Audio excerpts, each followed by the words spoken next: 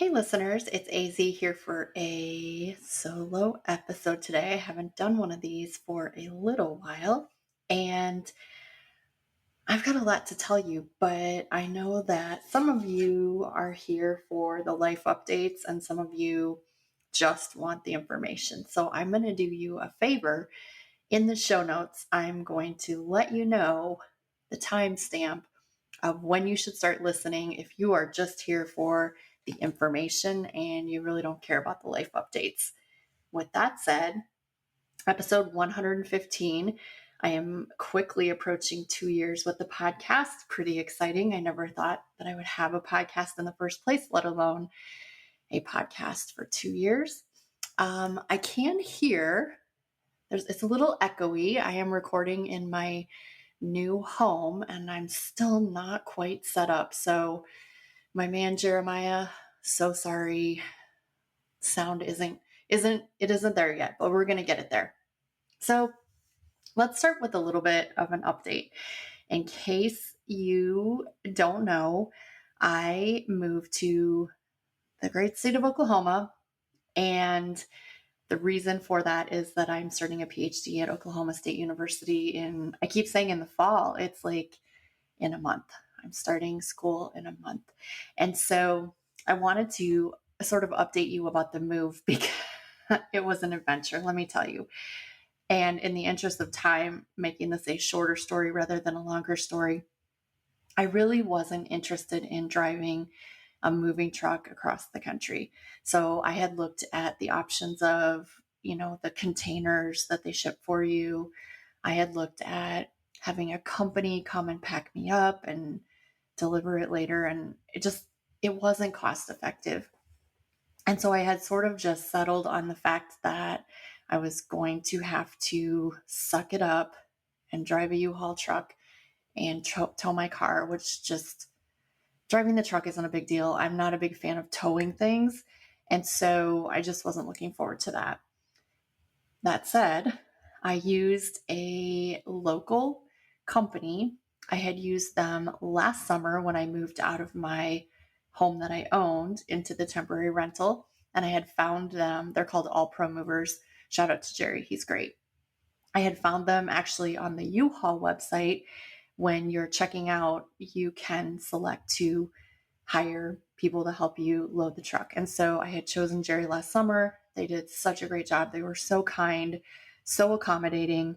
And so when I was ready to move again, I was going to have Jerry load up my truck. And so I was telling him about my quandary, my mental mess. And he said, well, I can drive the truck. I was like, really? You can't, it didn't even occur to me to ask him. And he's like, yeah, I can drive the truck. And if you want to, you can ride along. So you don't have to drive your car and we'll just tow your car. And I'm going to tell you what, at the time I was like, this sounds weird, but you know what?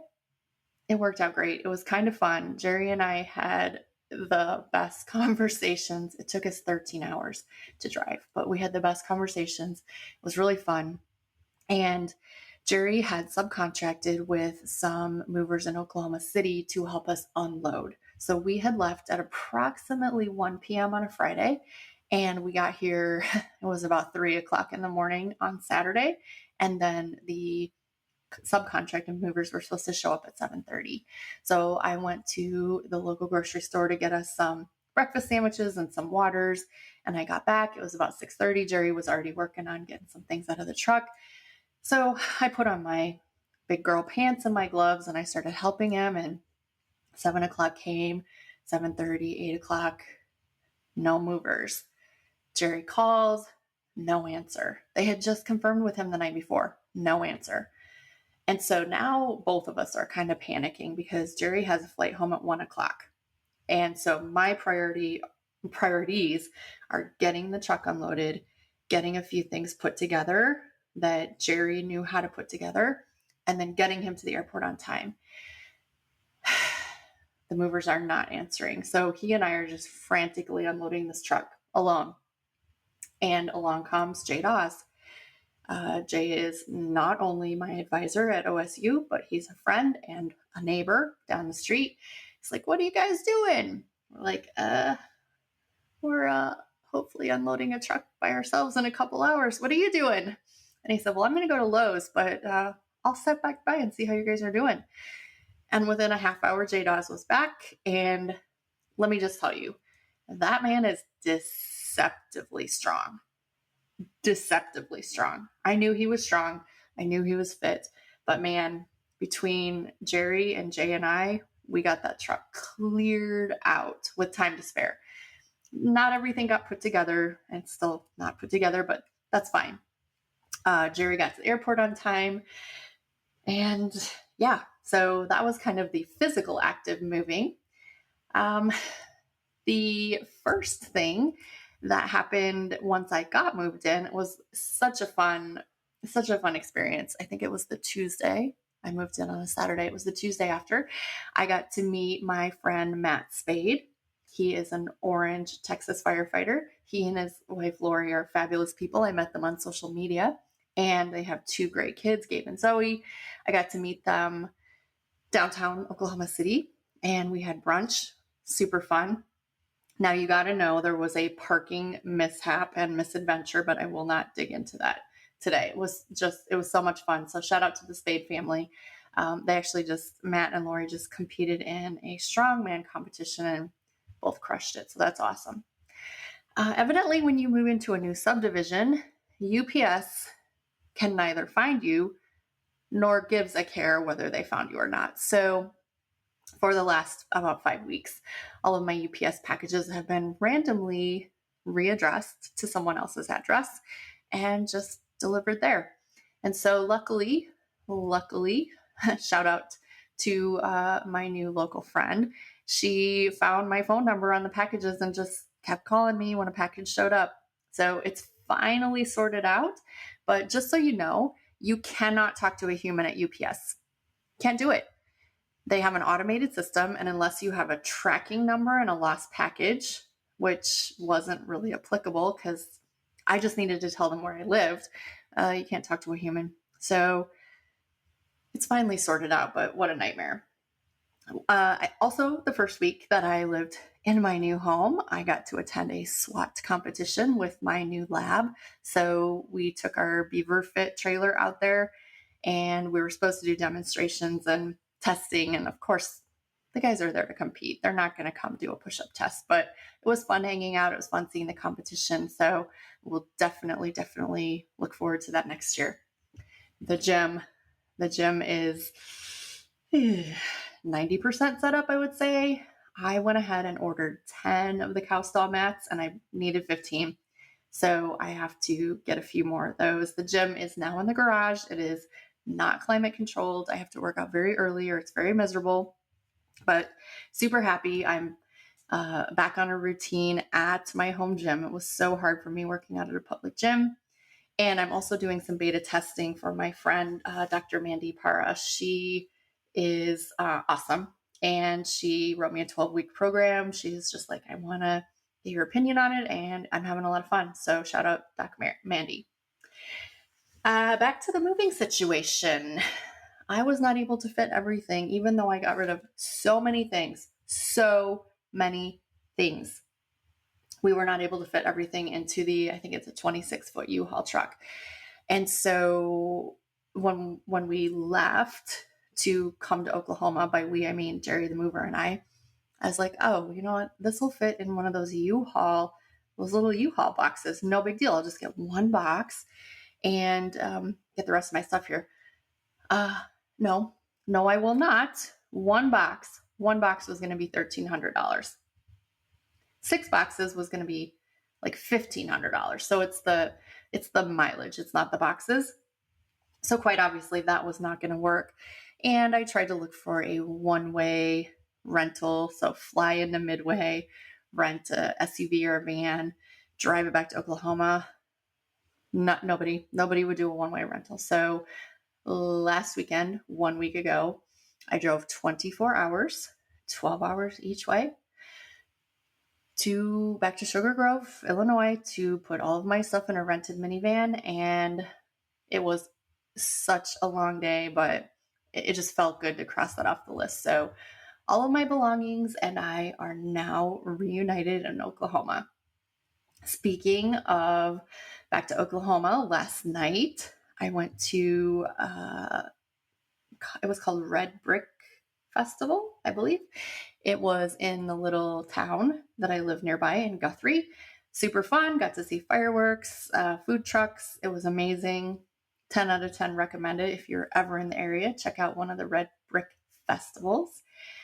What else is coming up this coming weekend? So I'm actually recording this 2 days before the release date. I usually don't do that. Sorry, Jeremiah. But this coming up weekend, Friday and Saturday, I'll be meeting up with previous guests, Dr. Brittany Hollerbeck and Dr. Sarah Jenke at the IFSTA conference in Tulsa. And so a couple of my listeners have already reached out and told me that they'll be attending. Please, please, please come up, say hi. I would love to meet anyone and everyone that's going to be at that conference. Oh, one more thing. So one of the things that I was able to procure last weekend was my television. And honestly, I really don't care that much. Literally, if I had been able to fit everything in the moving truck except the television, I just would have put it on the curb. I just don't care about TV that much, but I do have it now. And so I turned on Netflix last Monday or something like that, started watching a documentary called Sprint. Oh my goodness. You probably don't know this about me, but I wasn't very good at sports except track and field. And I loved track and field and I was a sprinter. And so this, I think it's a 6-part docuseries called Sprint. Amazing. If you like track and field at all, you've gotta check it out because it is so good. All right. I think that's all of the updates. We're already about 12 minutes into the podcast. So let's get to the questions. I wasn't actually planning on recording a solo episode. As I mentioned, I believe previously I had a guest scheduled, Kenny Mitchell. Kenny Mitchell and I are having a hard time getting our stuff together at the same time, but Kenny got sick. And so a little bit of an unscheduled solo episode, but I reached out to my followers on Instagram this morning and they always come through. They are the best. And I just said, hey, any suggestions of anything that you would like to hear about in a podcast? And I got, I'm looking at my phone here, I got 4 really great suggestions. 2 of them were related, which is cool. And then 2 of them were completely separate. So I'm going to talk about the 2 that are related first off. And those were, one of my followers said he thought I should talk about mental toughness. And then another follower said he would like to hear me talk about getting out of your comfort zone. And so I didn't ask for an awful lot of perspective. And so apologies to these 2 people if I go in a direction that just isn't helpful for you. I'm so sorry. But when we talk about mental toughness and getting out of your comfort zone, I think that there are several things at play.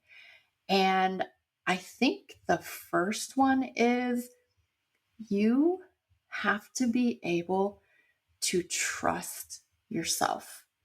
And that is difficult, especially for people my age who were raised by parents in my parents' generation. We were not taught to trust ourselves. We were taught to trust adults and experts and doctors and politicians and clergy and teachers.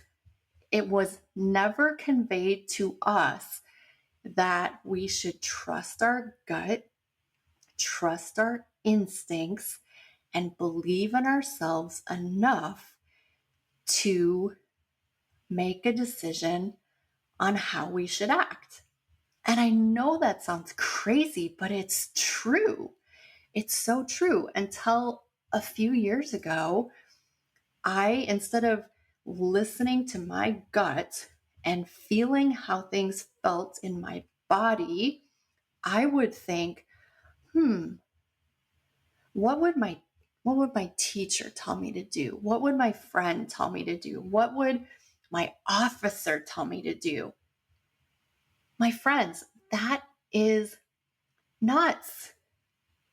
None of those people, not my teacher, not my friend, not my officer, not my clergy member, none of those people know what it's like to walk in my shoes.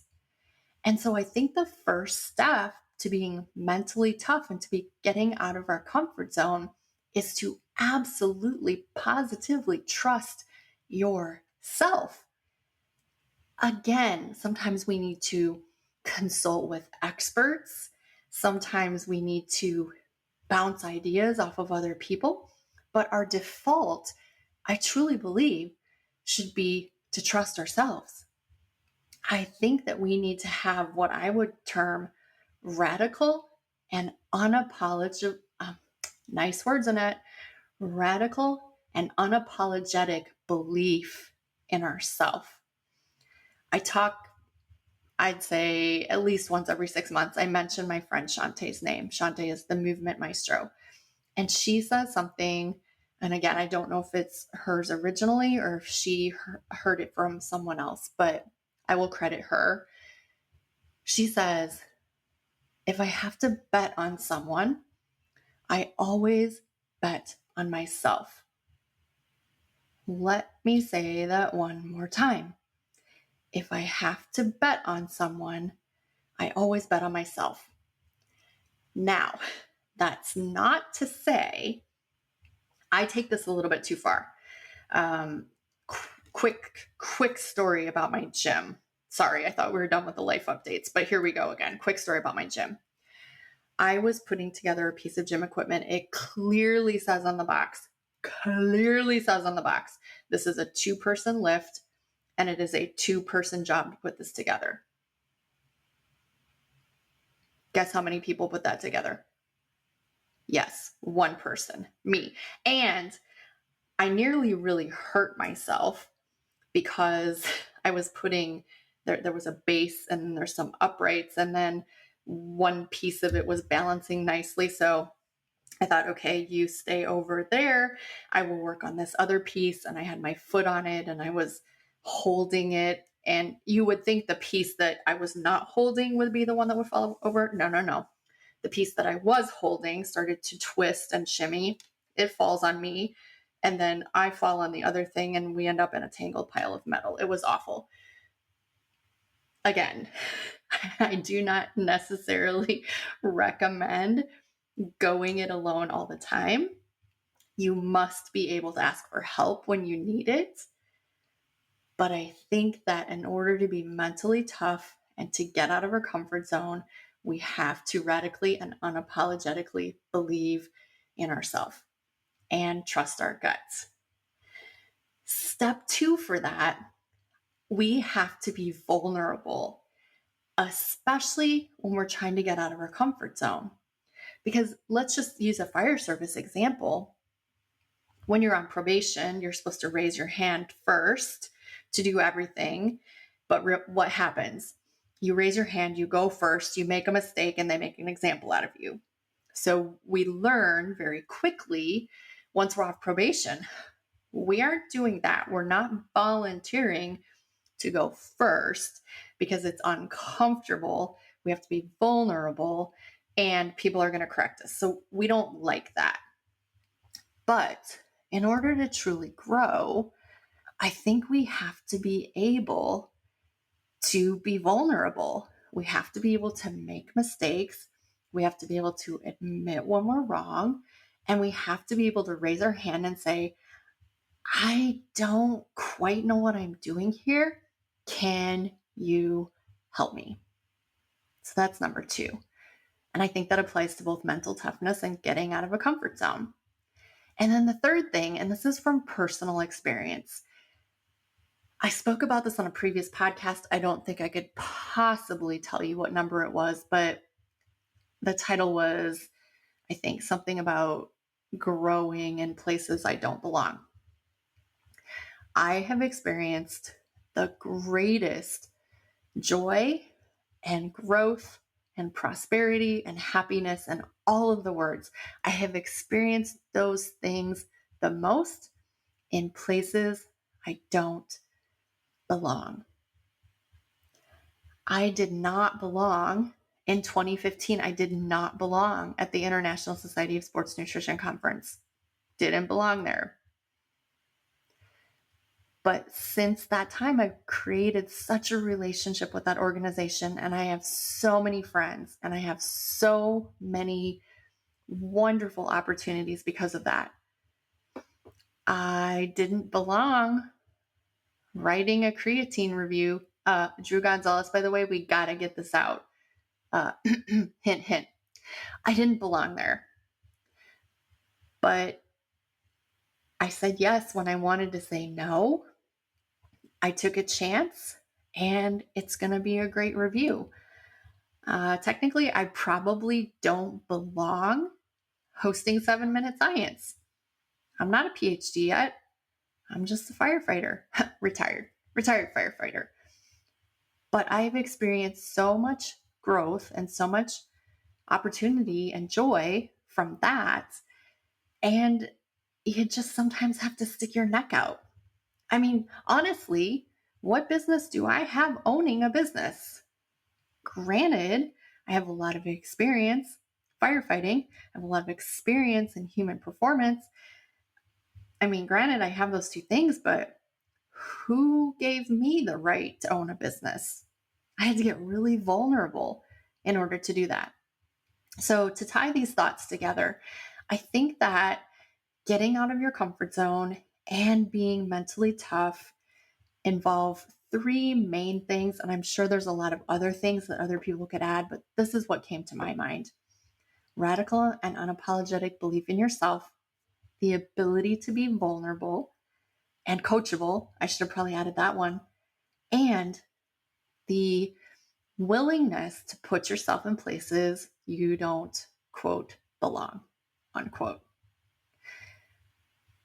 I would love to hear what anyone has to say about those things. I don't get an awful lot of comments on the podcast. I don't get an awful lot of emails, but I sure would love to hear what you have to say about that. All right, next topic. Someone asked about, and this is a personal friend from a department that I am very familiar with, and he said, how do you stay on track in the summer when your kids are home and there's activities? And so he's talking versus, say, in the winter on his days off when the kids would be at school. So he would have time to do X, Y, or Z when they were at school, as opposed to the summer when they're at home. So here's what I came up with on that. The first thing is that when you look at a family, I'm going to challenge you. Next time you go out in public, I want you to try to seek out some families. And what you will see is that usually the family unit will be cohesive in their, let's call it their appearance. Meaning, if you see mom and dad and they look like they just came from a CrossFit workout, so they're wearing gym clothes, they might be a little bit sweaty, a little bit disheveled, and they look relatively fit, more than likely, you're going to look at the children and they are also going to be relatively fit. It's kind of that thing, you're the average of the 5 people you hang around the most. Well, families are the people you hang around the most. So if you see that family, then you're more than likely going to see another family where mom and dad maybe look like they don't pay as much attention to their physical fitness training. It looks like possibly they eat a lot of their meals out. Maybe they're at the checkout, and as they're putting their things on the conveyor belts, you see a lot of processed food, a lot of frozen pizzas, soda pop, candy, just maybe not the healthiest choices. And you see maybe not a lot of fresh fruits and vegetables. You don't see a lot of packages of chicken or hamburger or fish. You see just a lot of processed food. When you look at that mom and dad, again, they're probably not going to look as fit and healthy. And when you look at the kids, unfortunately, most of the time, the kids are going to mirror what the parents look like. So, this is the strategy that I use when I think about this.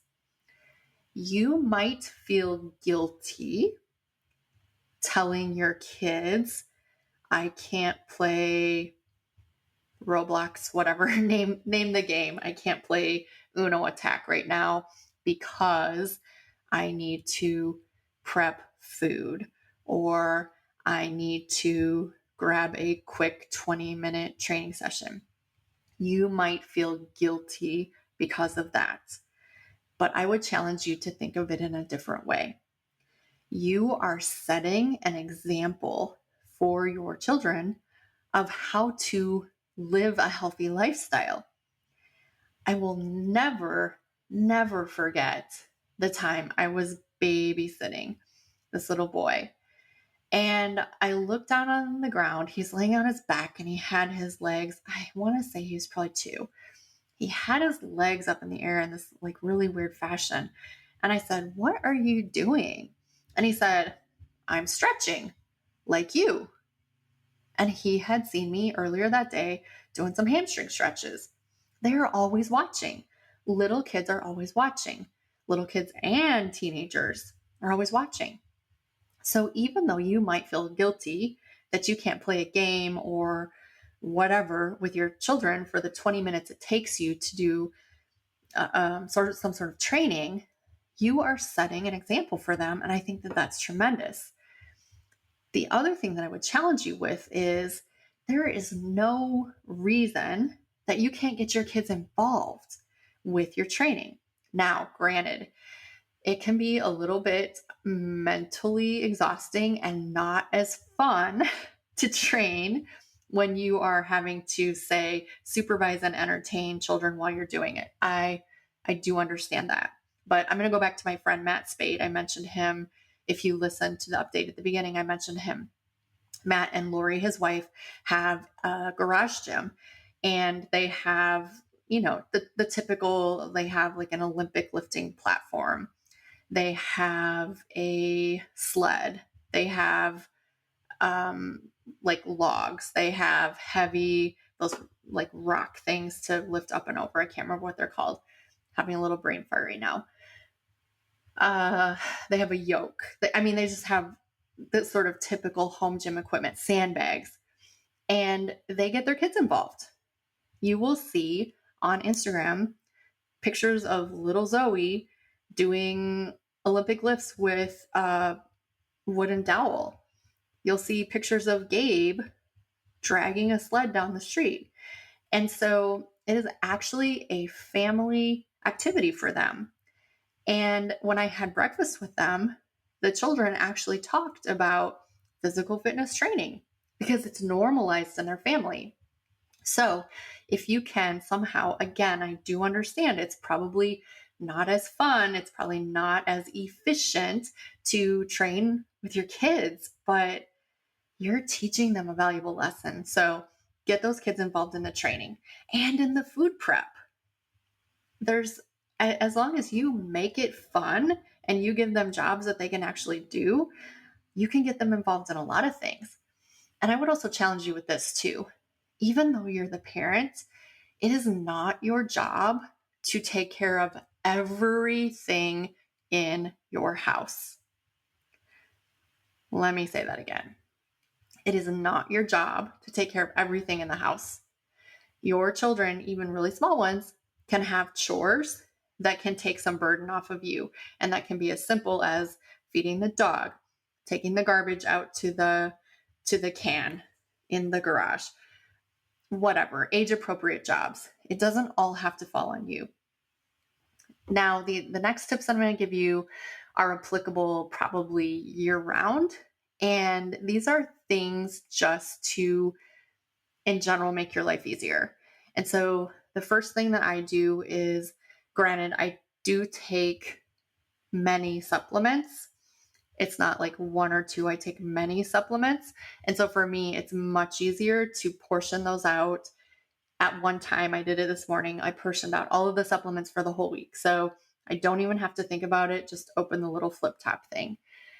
I take my creatine and I take my brand new bag, bottle, box of protein, whatever it is. I look at how many servings of protein are in the bag, bottle, box, and then I measure out the appropriate amount of creatine for that number of servings. I dump it all together, I shake it up really good, and then I just remember to stir it each time before I portion it out. It saves a little bit of time. It makes things a little bit easier. I never, ever, ever, ever, never make one portion of anything. And so if you're making whatever it is, sloppy joes for the family, double it, triple it, quadruple it, and then freeze it so that you have something to grab and go on days that feel a little bit busier. But I really think the biggest thing that we can do as parents, though, is set that example, create that expectation. And, I think it would be so cool if I was talking to your kid and they said, yeah, we're a fitness family. Yeah, we go for walks together. Yeah, we ride our bikes together. Yeah, that's just what we do. And it becomes normal. So that was the second topic. And then the third topic was kind of how's retirement going? How is it feeling? And kind of just feedback on that. So admittedly, retirement for me is probably a unique experience. Honestly, it's probably a unique experience for everyone. But for me, I have a business. I have a business that's related to the fire service. So I still feel a little bit connected. And I think that that's helpful. I also made a really big effort during my career not to attach my self-worth to my career. So I always would say, I wouldn't say I am a firefighter. I would say my career is firefighting. Do you see how that's different? When I say I am a firefighter, I'm putting my identity, I'm linking it to being a firefighter. But when I say I have a career of firefighting, that's completely different.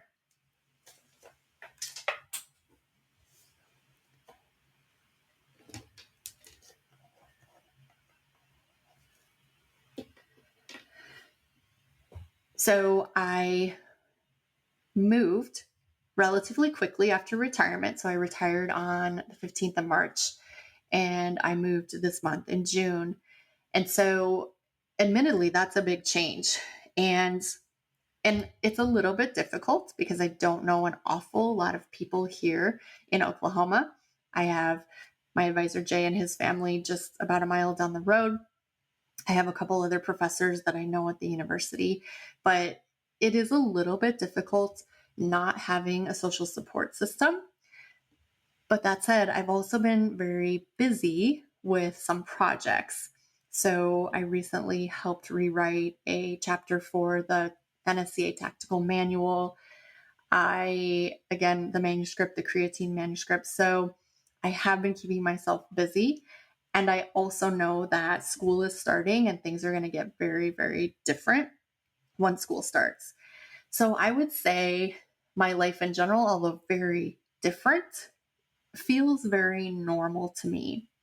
And so if I were to speak to another retiree, I would just tell them, make sure that you have in the works what you're going to do after you retire, because you can only sit at home and go golfing for so long until it feels really strange and really empty. The other thing that I would tell you is that I have been very intentional with my communication. There are some people that reach out to me routinely, which I appreciate so much. But I've also been very intentional with my communication back to the people that I communicated with a lot during my career. And so I open my phone up probably twice a day scroll through my text messages and say, oh, you know what? I haven't talked to this person in a bit. Send them a quick text message, get an update, exchange some laughs, and move on with my day. So I think that all in all, retirement for me is amazing. It's very busy right now. It's going to continue to get really busy, but I'm loving it and I highly recommend it. Yeah, highly recommend it.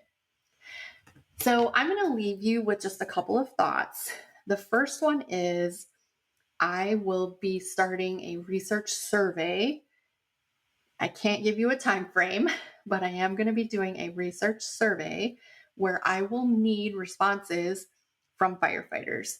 And so I would so appreciate it if you're not already on my mailing list, if you wouldn't mind getting subscribed to my mailing list so that I would be able to send that survey out to you when it's ready. That would be amazing. Don't forget, 7-Minute Science is now every other month. So the next one is coming in August 26th, I think. But I will put the link to register for 7-Minute Science. Oh, I forgot the most exciting update. I am so sorry. Back to updates. I have applied with the Edmond, Oklahoma Police Department's animal shelter to be a volunteer dog walker. I am so excited. It takes a while to get approved because there's a full background check, because I'm sure they don't want weirdos walking their dogs, but I am beyond excited about it. And I can't wait to start sharing my daily dose of dog walking pictures with you all. I think I've bent your ear long enough. If you have any questions, comments, feedback, anything, would love to hear from you. Other than that, I hope you have a great week. If you're in Tulsa this weekend, come say hi to me, Dr. Brittany Hollerbeck, Dr. Sarah Janke. And with that, I'm going to drop the mic. AZ is out.